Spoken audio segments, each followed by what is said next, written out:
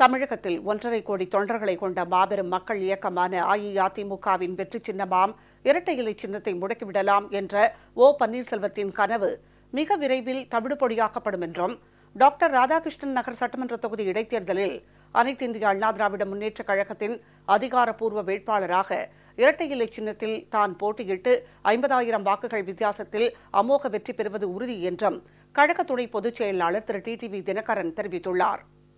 மறைந்த மாண்புமிகு முதலமைச்சர் அம்மாவின் 69வது பிறந்த நாளையொட்டி திருவண்ணாமலையில் நடைபெற்ற பிரம்மாண்ட அஇஅதிமுக பொதுக்கூட்டத்தில் சிறப்புரையாற்றிய கழக துணை பொதுச் செயலாளர் திரு டிடிவி தினகரன்,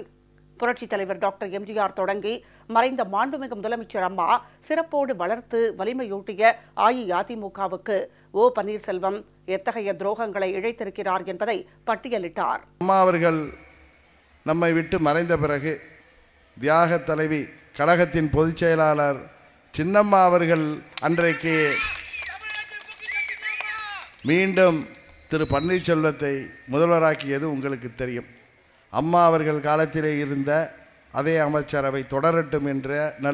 நல்லெண்ணத்தோடு சின்னம்மா அவர்கள் திரு பன்னீர்செல்வத்தை தமிழகத்தின் முதல்வராக்கினார். ஆனால் அப்பொழுது அம்மா அவர்கள் அப்பல்லோ மருத்துவமனையிலே இருந்த பொழுது அம்மா அவர்கள் உடல்நிலை தேறினாலும், அவர்கள் மீண்டும் போயஸ் தோட்டம் திரும்பினாலும் அவரால் பழையபடி சரியாக செயல்பட முடியாது என்பதை உணர்ந்து கொண்ட பன்னீர்செல்வம் எப்படியாவது அனைத்து இந்திய அண்ணா திராவிட முன்னேற்றக் கழகத்தையும் இந்த ஆட்சியையும் தனது கட்டுப்பாட்டிற்குள் கொண்டு வர வேண்டும் என்கிற தீய எண்ணத்தோடு அன்றைக்கு எதிரிகளோடும் துரோகிகளோடும் சேர்ந்து கொண்டு பல்வேறு நயவஞ்சக திட்டங்களை தீட்டினார். அவர் டிசம்பர் 5ஆம் தேதி இதய தெய்வம் அம்மா அவர்கள் மறைவிற்கு பிறகு நமது அமைச்சரவையில் இருக்கின்ற மூத்த அமைச்சர்களும் கழகத்தின் முக்கிய நிர்வாகிகளும் சின்னம்மா அவர்கள்தான் அம்மா அவர்களின் மறைவிற்கு பிறகு தமிழகத்தின் முதல்வராக வேண்டும், அவர்தான் கழகத்தின் பொதுச் செயலாளராக வேண்டும் என்று பல்வேறு கோரிக்கைகளை வைத்தார்கள். அப்பொழுது அவர்களுடன் இருந்த இந்த பசுந்தோல் போர்த்திய புலியாக இருந்த பன்னீர்செல்வமும் சின்னம்மா அவர்கள்தான் கழகத்தின் பொதுச் செயலாளராகவும் தமிழகத்தின் முதல்வராகவும் வர வேண்டும் என்று அவரிடம் வேண்டிக் கொண்டார். ஆனால் சின்னம்மா அவர்கள் அம்மா அவர்கள் மறைந்திருக்கின்ற நேரையிலே இது எனக்கு எந்த ஒரு பதவி வேண்டாம், நீங்களே அமைச்சரவை தொடருங்கள், அம்மா அவர்கள் காலத்தில் இருந்தது போல இந்த அமைச்சரவை தொடரட்டும், பன்னீர்செல்வமே முதல்வராக இருக்கட்டும் என்று பெருந்தன்மையாக கூறி அவரிடம் ஆட்சி பொறுப்பை கொடுத்தது நம் அனைவருக்கும் தெரியும். ஆனால் பன்னீர்செல்வம் தனது நயவஞ்ச திட்டத்தை எல்லாம் நிறைவேற்றுகின்ற விதமாக எப்படியாவது அனைத்து இந்திய அண்ணா திராவிட முன்னேற்றக் கழகத்தையும் ஆட்சி பொறுப்பையும் தனது கைக்குள் வைத்து கொள்ள வேண்டும் என்பதற்காக கழகத்தின் முக்கிய எதிரியான புரட்சித் தலைவர் டாக்டர் எம்ஜிஆர் அவர்கள் எந்த காரணத்திற்காக இந்த இயக்கத்தை தோற்றுவித்தாரோ அந்த காரணத்தை எல்லாம் மறந்துவிட்டு புரட்சித் தலைவர் டாக்டர் எம்ஜிஆர்,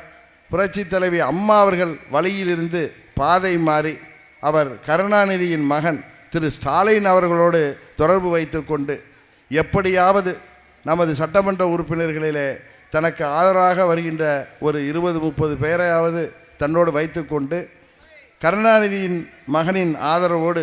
ஆட்சியை தொடர்ந்து விடலாம், கழகத்தை அழைத்து விடலாம், அவ்வாறு தான் செயல்பட்டால்தான் தனக்கு எதிர்காலம் இருக்கும் என்று அவர் அன்றைக்கு தவறாக நடந்து கொண்ட காரணத்தினால்தான் அவரை ஆட்சி பொறுப்பில் இருந்து தூக்கி எறிந்து விட்டு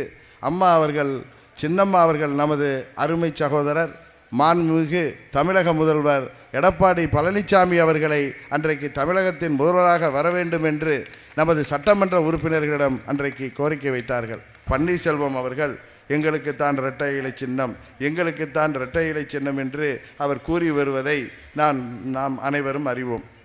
நீங்கள் யாரும் அதற்கெல்லாம் அஞ்ச வேண்டாம். 22ஆம் தேதி தேர்தல் ஆணையம் 95% பொதுக்குழு செயற்குழு உறுப்பினர்களை கொண்ட 122 சட்டமன்ற உறுப்பினர்களை கொண்ட 37 பாராளுமன்ற உறுப்பினர்கள் கொண்ட அனைத்து இந்திய அண்ணா திராவிட முன்னேற்றக் கழகத்திடமே இரட்டை இலை சின்னம் தொடரும், அதன் ஆர்கே நகர் வேட்பாளராகிய உங்கள் அருமை சகோதரனாகிய நான் இரட்டை இலை சின்னத்திலே போட்டியிடலாம் என்று 22ஆம் தேதி அவர்கள் தீர்ப்பளிப்பார்கள். அதற்கு பிறகு இந்த பன்னீர்செல்வத்தின் அரசியல் வாழ்வே அஸ்தமனமாகிவிடும் என்பதை இந்த அக்னி ஸ்தலமாகிய திருவண்ணாமலையிலிருந்து நான் உங்களுக்கு கூறிக்கொள்ள கடமைப்பட்டிருக்கின்றேன்.